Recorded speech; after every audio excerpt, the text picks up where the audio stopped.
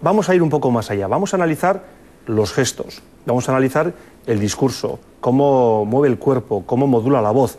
Comenzamos por el que ahora mismo es el lehendakari del Gobierno vasco, candidato del Partido Nacionalista Vasco, Juan José Ibarretxe, y vamos a ver... En el pasado. Bien. Ahí tenemos... Además, hay que decir primero decir que el gesto dice el 70% de la conversación cuando estamos hablando con alguien. El gesto, la forma el primer contacto visual.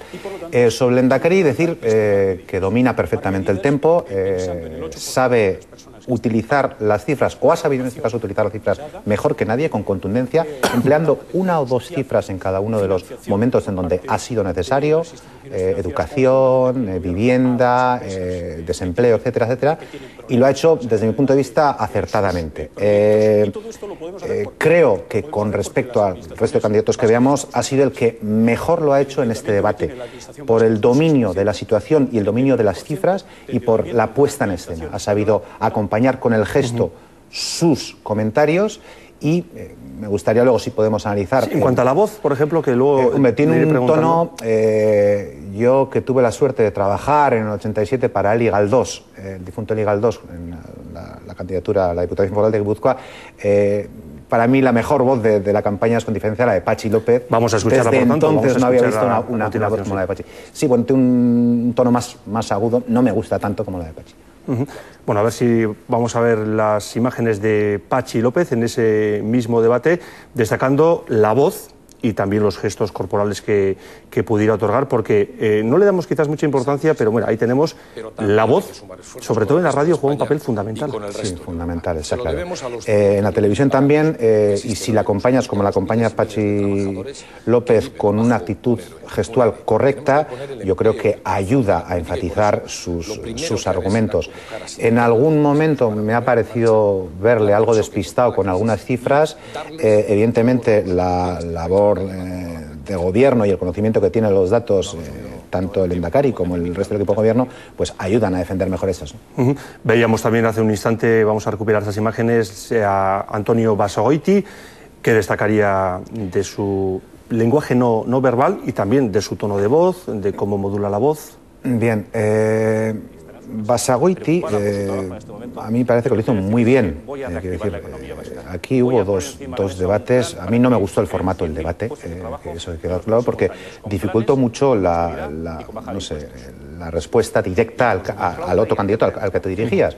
Pero Basagoiti lo supo hacer bien, es decir, empleó sus 20-25 segundos para defenderse o atacar los primeros 25 o 30 segundos, y luego giraba la mirada, giraba el cuerpo y se dirigía a cámara con convicción.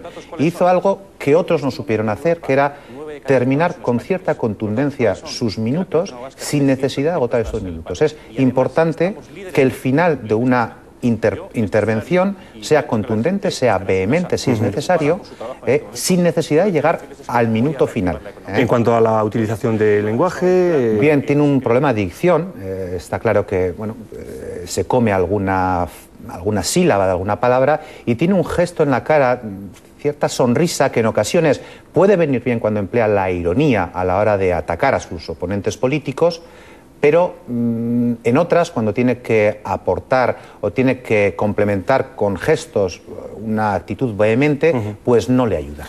Bueno, vamos con el siguiente candidato, con Unai Ziarreta, un hombre al que destacaba que no le gustaban las patillas, pero en el debate del otro día, ¿cómo le vio? ¿Qué es lo que destacaría de su lenguaje corporal y de su tonalidad a la hora de hablar? Bien, yo creo que en general estuvo muy bien.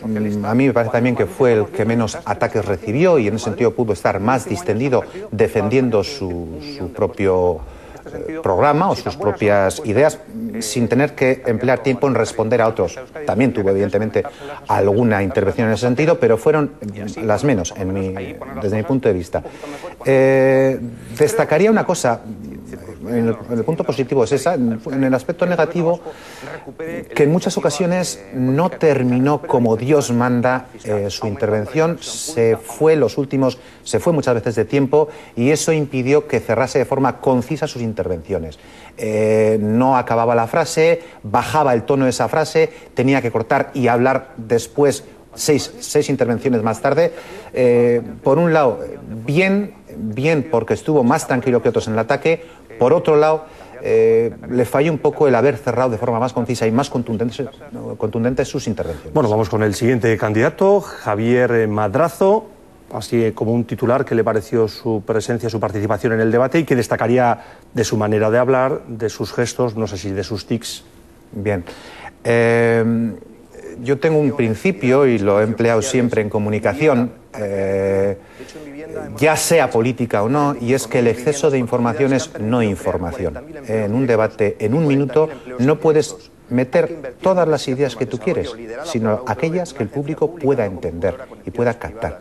Entonces, yo creo que no es una persona que, desde mi punto de vista, gane en directo, en la intervención directa, pues por su tono de voz, porque es muy monocorde en su tono de voz, no aprovecha las inflexiones, no baja y sube sus tonos para afirmar o deslegitimar al contrario, y en ese sentido intenta suplir esa falta de puesta en escena con un exceso de contenido. Y eso falla, desde mi punto de vista, en eso falla, porque debería de alguna manera contenerse en lo que dice, decir menos cosas, pero decirlas con más énfasis, poniendo más los puntos sobre las sillas. Y bueno, vamos a ponerle también nota a la sexta participante en ese debate, Aintzane Ezenarro, por parte de Aralar. ¿Qué destacaría de ella?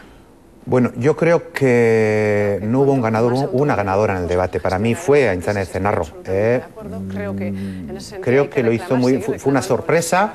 Está claro que, bueno, que tiene algún problema con la articulación de las frases en castellano, dado su naturaleza euskaltzale, y se nota en algunos momentos, pero eso viene bien, porque ese es un mensaje también para sus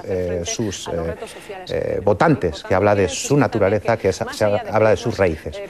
Creo que estuvo bien en las intervenciones y estuvo rápida en una respuesta concreta que dio sobre la presentación de una ley el día 29 de diciembre, mientras que se cerraba el Parlamento el día 2. Estuvo rápida en ese sentido y yo creo que sacará partido de su intervención. O sea, yo creo que hay un grupo de votantes entre Izquierda Unida, EA, Aralar, que van a decantarse, si solo fuese por esta intervención, por Aintzane Ezenarro. Me pedía también tiempo para analizar el mensaje final. Todos los candidatos tuvieron unos segundos para lanzar el mensaje, mirando a la cámara y mirando a los ciudadanos, para pedirles el voto. Y bueno, me ha comentado que ahí sí hay asuntos significativos que mencionaron, aunque sea de modo breve. Voy a hacerlo de forma general. A mí me recuerda en su momento al mensaje final, en alguno de los candidatos, y no voy a poner nombres, alguno de los candidatos me recuerda a el mensaje final de Rajoy en las elecciones.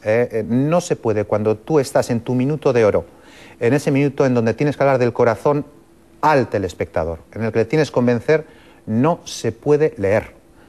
Si te sale el corazón, te sale el corazón y punto. Y es mejor dejar tu mensaje en 50 segundos con convicción que intentar llegar al minuto y algo y en mitad de tu intervención leer. Estás demostrando que esa naturalidad que intentas transmitir, que ese deseo de llegar desde el corazón al telespectador es algo, entre comillas, relativamente fingido. Y ese es un gran problema que más de uno de los participantes ha tenido. Me gustaría simplemente comentar un detalle. Hablando de infraestructuras, los tres partidos de izquierdas, eliminando a Patxi López, al PSE-PSOE, eliminándole, repito, EA, Socialdemócrata, Aralar y Ezker Batua, de izquierda claramente, pasaron por alto el TAV, totalmente. El tren de alta velocidad. Exacto. Yo, eso, no voy a hablar del contenido, voy a hablar de las personas que les estaban viendo y los votos que se están jugando ahí. Entiendo que dos partidos que han gobernado se les ponga un aprieto cuando tengan que defender o no su actitud o su posición política ante el TAV, pero Aralar, que tiene una bolsa de voto importante en gente en contra del TAV, tenía que haber aprovechado su intervención en ese apartado para hacer política en su favor y demostrar su carácter contrario a esa obra de infraestructura. Bueno,